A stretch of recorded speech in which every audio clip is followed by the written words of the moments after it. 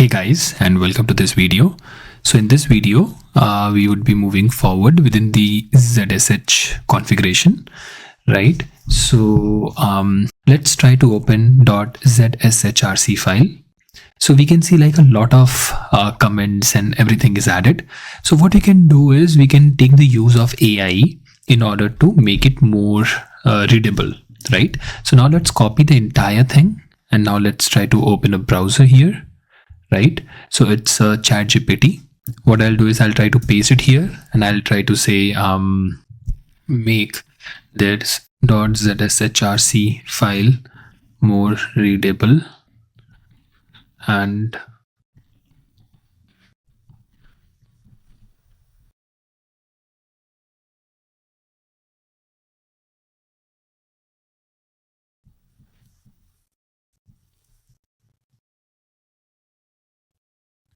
or else what we can say is like simplify this .zshrc file.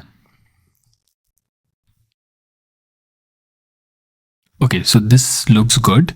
What we'll do is we'll copy this and we'll try to open the not the terminal, but this file. We'll copy and paste it.